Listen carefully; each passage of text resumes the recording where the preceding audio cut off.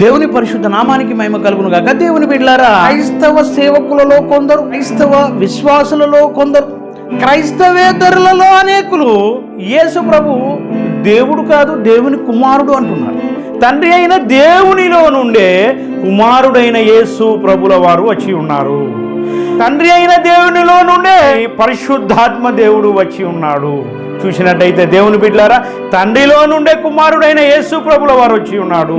తండ్రిలో నుండే పరిశుద్ధాత్మ దేవుడు వచ్చి ఉన్నాడు.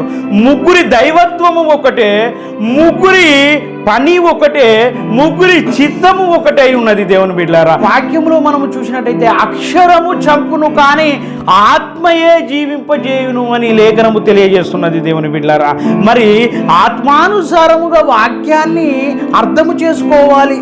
కలిగి ఉన్నదేది యేసు ప్రభుల వారు లేకుండా కలగలేదు అన్నాడు. సమస్తము యేసు ప్రభు ద్వారానే కలగడం జరిగినది. యేసుక్రీస్తు ప్రభుల వారు కూడా వాక్యము ఎవరికి వచ్చునో వారే దైవములు అని తెలియజేశారు. దేవుని బిడ్డలైన మనలనే దేవుడు దైవములు అని అంటున్నాడు. సర్వాన్ని సృష్టించిన వాడు కలిగి ఉన్నదేది యేసు ప్రభువు లేకుండా కలగలేదు. ఆయనను కుమారునిగానే చూస్తే ఎలా?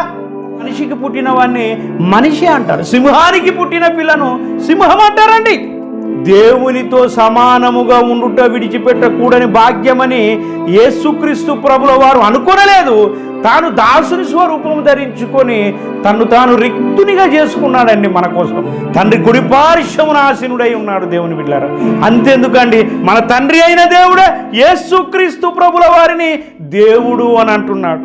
చూసినట్టయితే లేఖనంలో హెబ్రీయులకు రాసిన పత్రిక 1వ అధ్యాయం 8వ వచనంలో చూసినట్టయితే తన కుమారుని గూర్చి అయితే దేవా నీ సింహాసనము నిరంతరము నిల్చును అంటున్నాడు. తండ్రి అయిన దేవుడే యేసుక్రీస్తు ప్రభుల వారిని దేవా అని అంటున్నాడు. అని అంటే మీకెందుకండి సందేహం? దైవ కుమారుడు అనే మాత్రమే అంటారా? మరి యేసు ప్రభుని కుమారునిగా మాత్రమే ఉంచుతారా? మరి ఆత్మీయానుసారంగా మీరు ఆలోచించరా? మరి తండ్రి అయిన దేవుడే కుమారుడైన యేసుక్రీస్తు ప్రభును నా దేవా అంటున్నాడు. మీకెందుకండి సమస్య?